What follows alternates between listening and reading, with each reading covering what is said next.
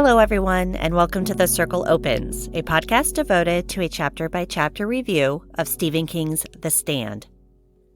Do you need an affordable source for Stephen King books, movies, collectibles, and more? Make sure to visit Secondhand Bookery at secondhandbookery.etsy.com. Listeners of this podcast can use the coupon code THECIRCLE for 20% off their order anytime, and there's always free shipping to the United States. That's Secondhand Bookery at secondhandbookery.etsy.com. Welcome back, everyone. I'm Sarah, and thank you for joining me this week on our journey through The Stand. As always, I hope everyone is doing well and staying safe and healthy.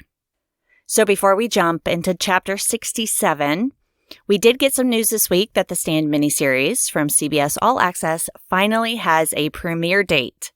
The Stand will debut on CBS All Access on Thursday, December 17th. It will be a weekly drop of episodes rather than something you can just binge all at once.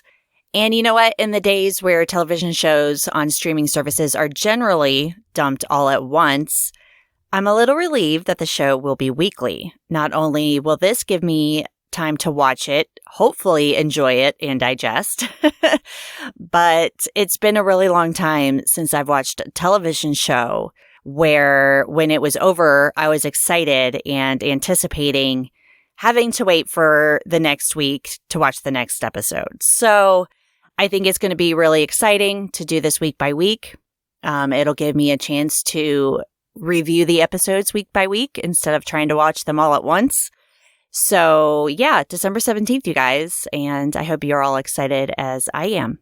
So with that bit of news out of the way, let's get going on Chapter 67. First, a quick recap, of course, of Chapter 66.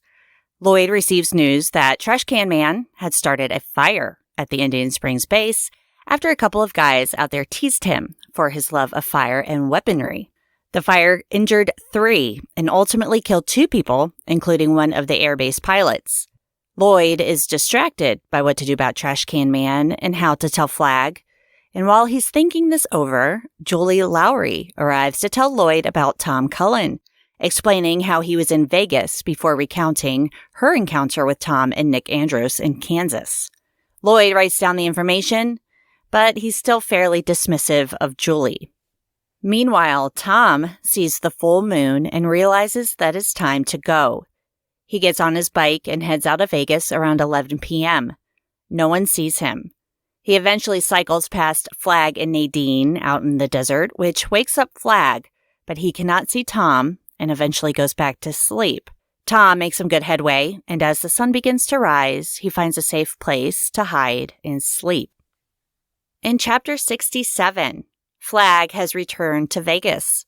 Lloyd is there to watch Flagg arrive at the Grand, and those who are in the lobby watch Flagg lead a woman to the elevators. She has snow white hair, a terrible sunburn, and empty eyes. They looked out at the world with a lack of expression that was beyond placidity, even beyond idiocy. Lloyd had seen eyes like that once before, in Los Angeles, after the Dark Man had finished with Eric Strellerton, the lawyer who was going to tell Flagg how to run everything. Flagg looks at no one, but merely grins and leads Nadine into the elevator. Over the next 6 hours, Lloyd starts to get everything organized for when Flagg eventually calls for him. He eventually calls Paul Burleson to check on Tom Cullen.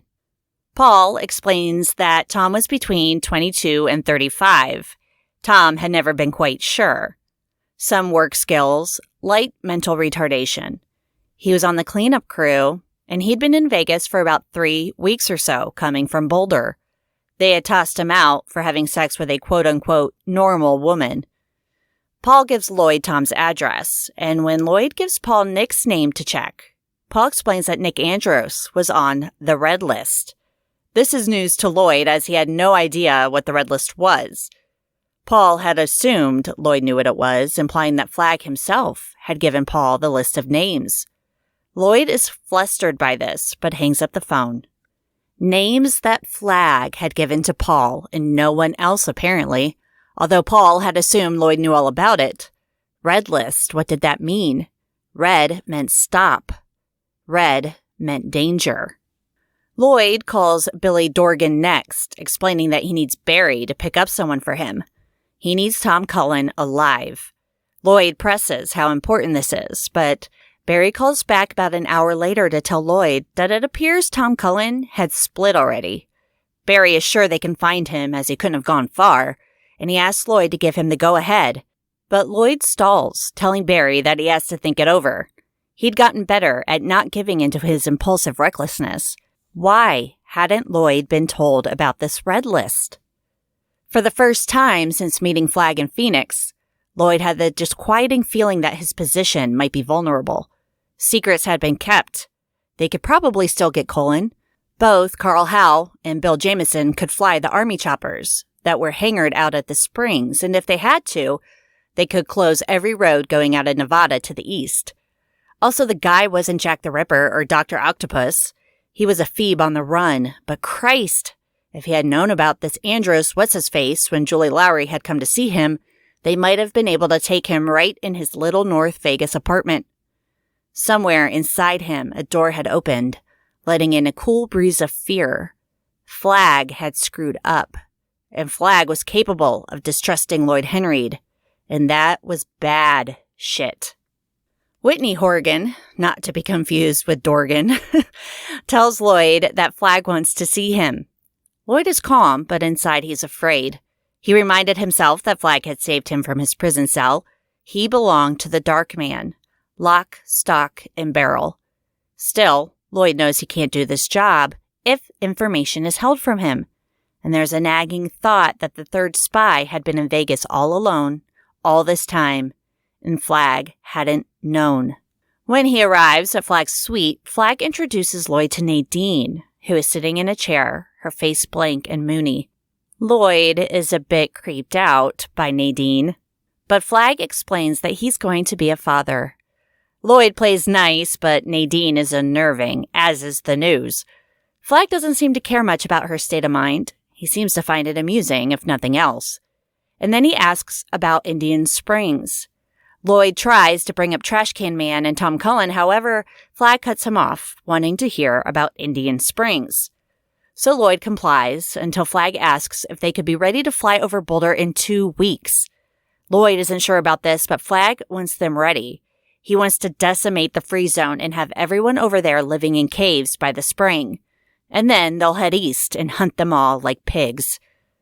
Lloyd nervously brings up the third spy again, but Flagg interrupts that they'll find him.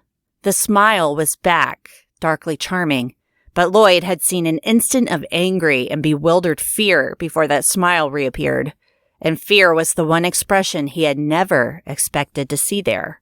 Lloyd explains that they think they know who he is. Flagg is thrown off guard before he loses his temper.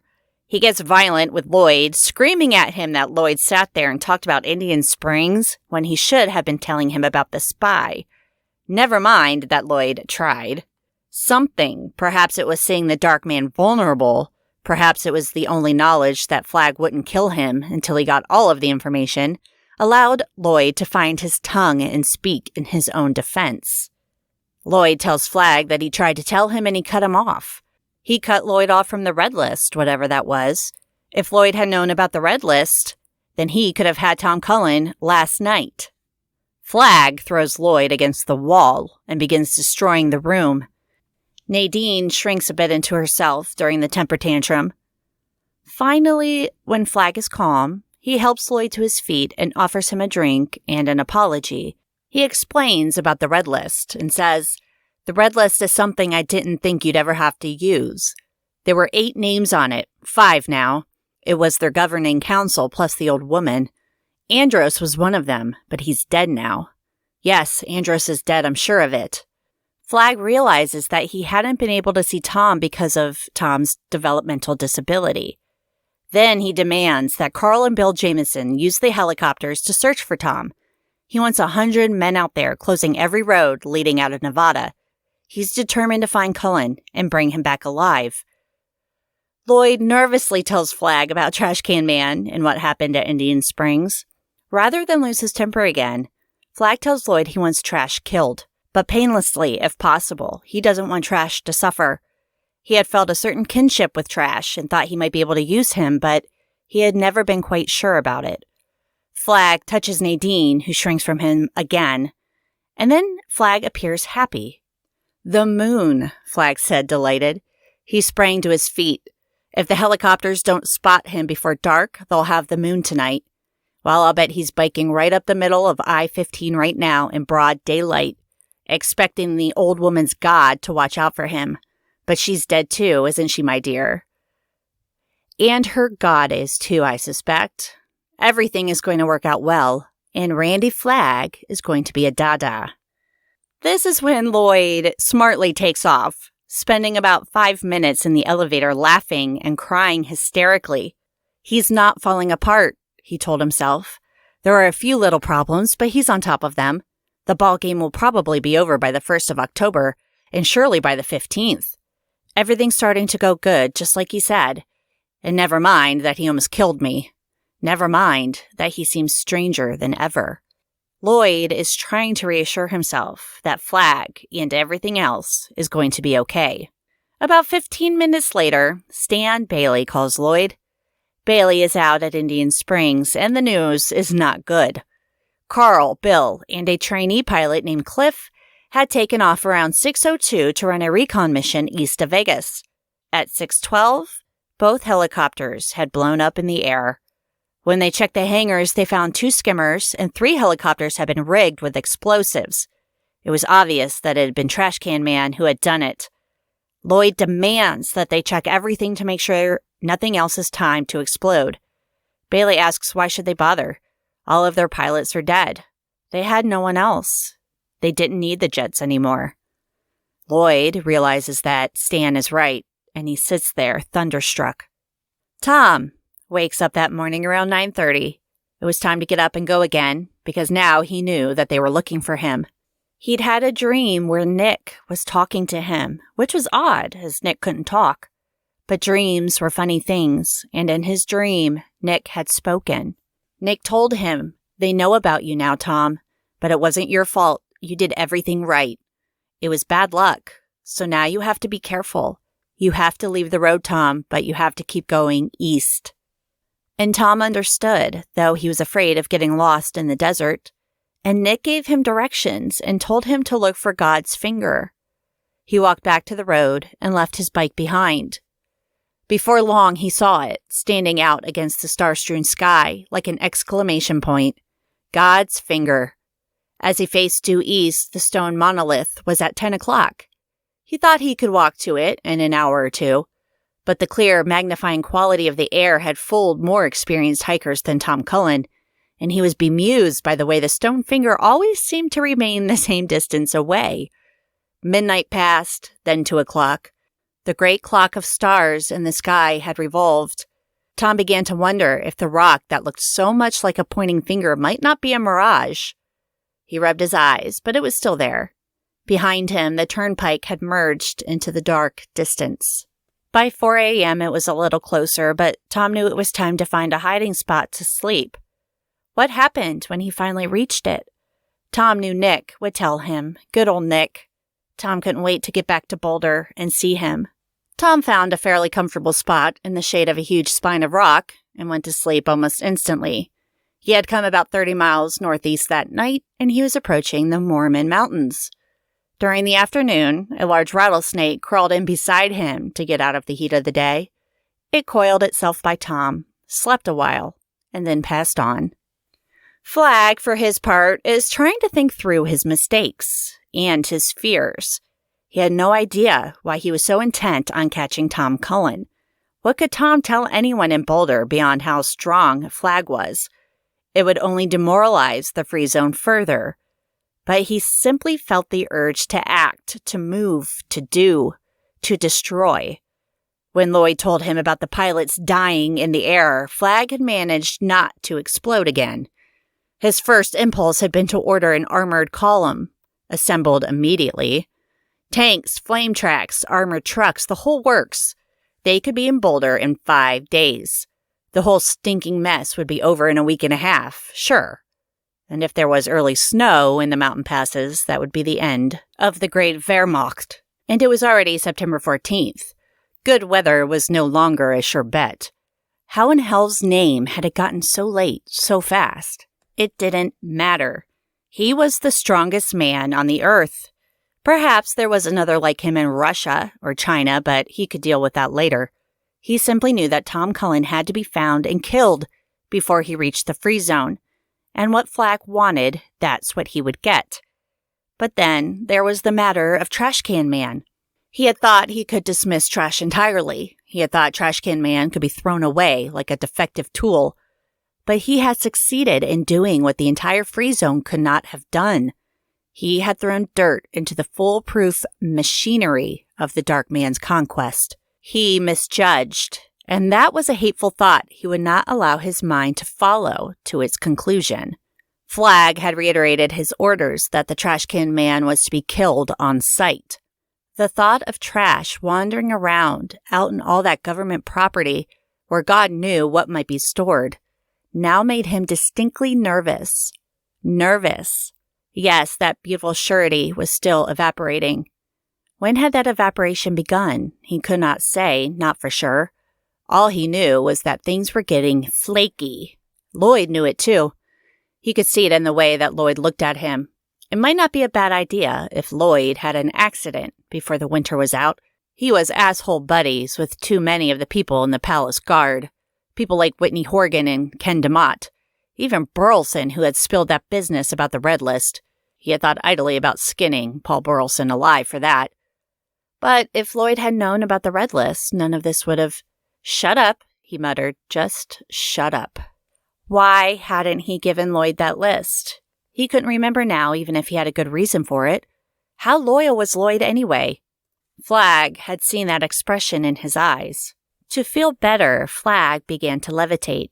It made him feel strong and serene. It cleared his head. But then a voice startled him, sending him crashing to the ground. Nadine. She told him they were coming for him. Flagg's blooming grin withered when he saw Nadine. She was dressed in a white nightgown, yards of gauzy material that billowed around her body. Her hair, as white as the gown, blew about her face. She looked like some pallid, deranged sibyl, and in spite of himself, Flagg was afraid. She took a delicate step closer. Her feet were bare. Stu, Larry, Glenn, and Ralph, they were coming for him, and they were going to kill him like a chicken-stealing weasel. Flagg doesn't believe her. They were still in Boulder mourning Mother Abigail. But no, Nadine says, they're almost in Utah, and they would be there soon, stamping him out like a disease.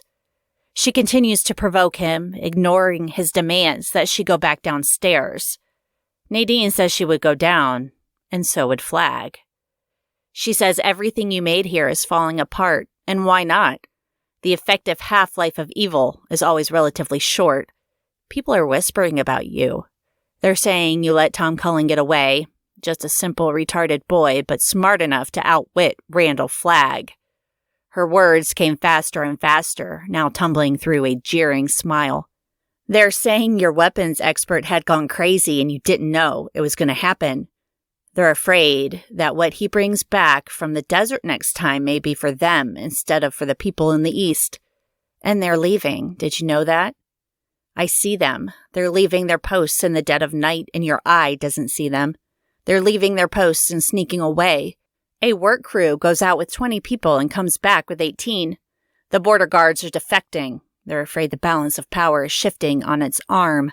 They're leaving you. Leaving you. And the ones that are left won't lift a finger when the men from the East come to finish you, once and for all. Of course, Flagg believes she's lying and it makes him snap. He snaps her collarbones like pencils, lifts her over his head, and throws her out into the desert sky. He saw the great smile of relief and triumph on her face, the sudden sanity in her eyes, and understood. She had baited him into doing it, understanding somehow that only he could set her free. And she was carrying his child. Flagg tries to grab hold of the gauze from her nightgown, but it rips, leaving him only with a scrap of cloth. Then she was gone, plummeting straight down with her toes pointed towards the earth, her gown billowing up her neck and over her face in drifts. She didn't scream.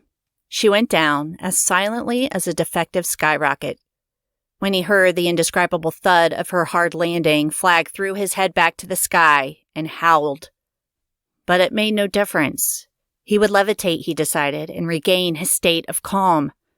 But it was a long, long time before his boot heels would leave the sun deck, and when they did, they would only hover a quarter of an inch above the concrete. They would go no higher. Tom woke that night around 8 o'clock. It was still too light out to move, so he waited. Nick had come to him again, talking to him in Tom's sleep. It was so good to talk to Nick. Tom craved Pringles. He would eat all that he wanted when he got back to the free zone, and he would bask in the love of his friends. That was what was missing there in Las Vegas, he decided. Simple love. They were nice enough people and all, but there wasn't much love in them, because they were too busy being afraid. Love didn't grow very well in a place where there was only fear, just as plants didn't grow very well in a place where it was always dark. Tom began to say their names out loud. It was odd how easily their names came to him. Why, back in the zone, he was lucky if he could remember Stu's name when he came to visit. His thoughts turned to his toys, his garage, his cars, his model trains. He had played with them by the hour, but he wondered if he would want to play with them so much when he got back from this. If he got back, it wouldn't be the same. That was sad, but maybe it was also good. "The Lord is my shepherd," he recited softly. "I shall not want for nothing. He makes me lie down in the green pastures. He greases up my head with oil. He gives me kung fu in the face of my enemies. Amen." When it got to be dark enough, Tom set off again until he finally reached God's finger. In the northeast, he could see moving lights. They were looking for him. Tom had sore feet, but things could have been much worse than that. So he walked on for another 40 miles. The Nevada-Utah border was not much farther. By 8 that morning, he was hard asleep, his head pillowed on his jacket. His eyes began to move rapidly back and forth behind his closed lids. Nick had come, and Tom talked with him.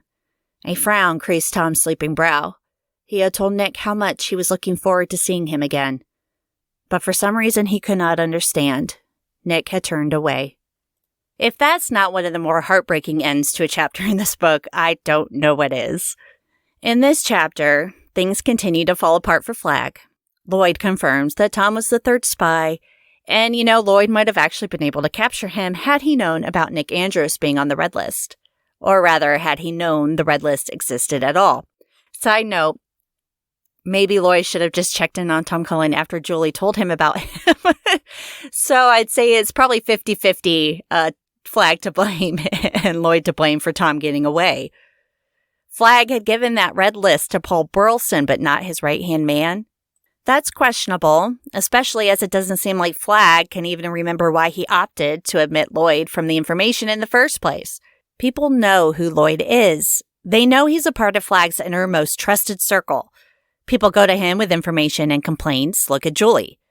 Maybe if Lloyd had known, then he would have realized Tom was connected to one of the Free Zone committee members. So while Flagg blamed Lloyd for this, it's really, like I said, 50-50, but this is on Flagg's shoulders here. Even Lloyd knows that. It's like Flagg is doing his best to reassure himself that everything is all right. And in his mind, things were going well at Indian Springs, despite the fact that Trash had set explosives, even killing one of Flagg's pilots. Flagg orders Trash's death, though he has no plans to crucify him for all to see. He wants the death to be as painless as possible with no suffering. He had hoped that he could use Trash, but apparently he had misjudged him, and that's just another chink in Flagg's armor. It's another reason for Lloyd to start doubting the strength of the man he's indebted to. Lloyd is feeling pretty resentful being left in the dark about something so important. He's screamed at and thrown across the room for Flagg's own failings. Lloyd is probably lucky he got out of that room alive. And while Lloyd tries to convince himself that Flagg has everything under control, I think we all know better. Tom is long gone by now, though Flagg demands that they send out people to search for him. Helicopters included, although Trash makes quick work of those. Not only has he blown up a fuel truck at the Indian Springs base, but he set explosives on much more, including the helicopters, which kills the remaining 2 pilots and a trainee. We can safely say that Trash is out of control. Flagg's plan to fly those jets over Boulder is ruined.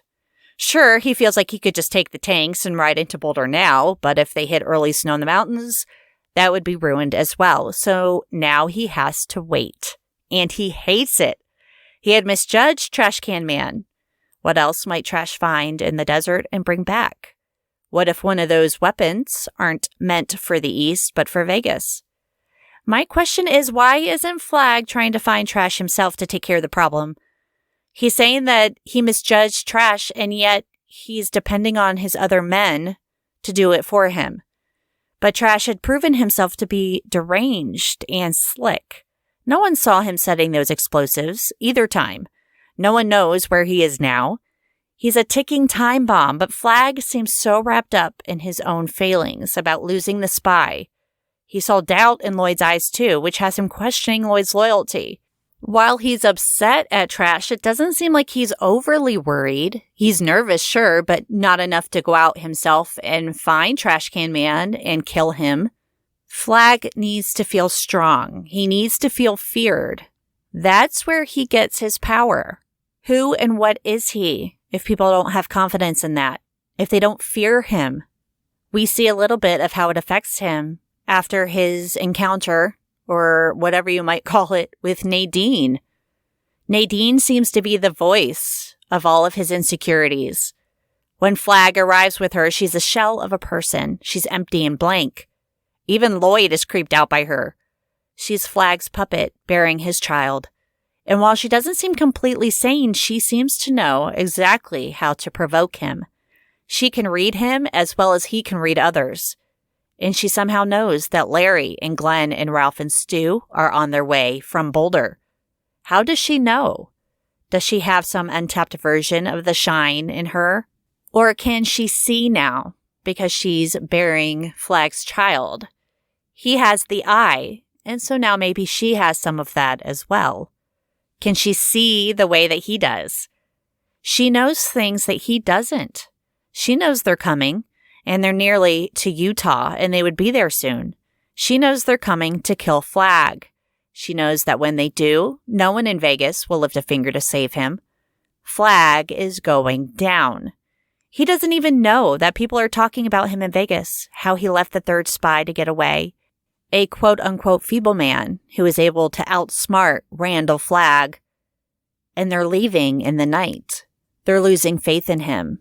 They're losing their fear. Of course, this infuriates Flagg. This is the last thing he wants to hear because, of course, he rules with fear. And Flagg throws Nadine over his high-rise balcony in his rage. And it becomes clear that this is what Nadine had wanted. She knew that he had been the only one who could set her free, and that was by killing her. She's able to get under his skin, and he realizes it too late. Nadine falls to her death, and she doesn't even scream. If anything, this is a relief for her. Larry couldn't save her. Harold couldn't save her. Nadine had to save herself, and she did. And she took Randall Flagg's baby with her. This is really a fitting end to Nadine. Her entire story arc in this book was a tragic one, and she had a tragic death, although she went on her own terms. She was able to outwit Randall Flagg. She was able to provoke him into setting her free. It reminds me of Dana. She was able to get the upper hand over Flagg. And Tom. Not that he was really trying, but he was able to get away unseen by the Dark Man. Flagg, after he kills Nadine, can't believe what he's done. And when he tries to levitate again to clear his head, something he does when he's losing grip, he finds he can barely lift himself, even a quarter of an inch. So it's interesting to see how his powers suffer when he's starting to lose control. So things are definitely starting to fall apart for him. And he's trying hard to keep it all together, but there are some things that are out of his hands, some things he can't control anymore, and Nadine was one of them. So now he has no pilots, thanks to the Trash Can Man. The third spy is gone. Nadine and his child are dead. He's even starting to question the loyalty of Lloyd, his right-hand man. I mean, who knows? If Lloyd was not so indebted to Flagg, would he take off in the night like the others? If Nadine is right, men from Boulder are on their way to kill him, Flagg. something else that he hadn't been able to see.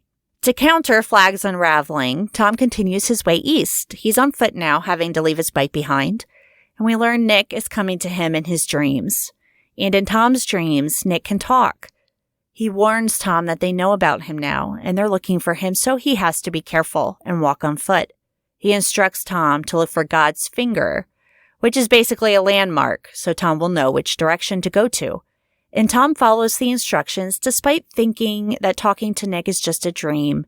And it's really bittersweet to think about this because Tom is so excited to get back to the free zone and see his friends, mostly Nick. But we know Nick has died, and we know that these dreams aren't really just dreams. Nick is speaking to Tom from beyond the grave. Abigail and Flagg had been able to reach out to the survivors of the superflu through their dreams, and now Nick is doing the same with Tom. If you guys remember, Mother Abigail had told Nick that God had his finger on his heart. And this is a nice little throwback with Nick telling Tom to look for God's finger to guide him. So Mother Abigail was right. God did have his finger on Nick's heart. This was what Nick was meant to do.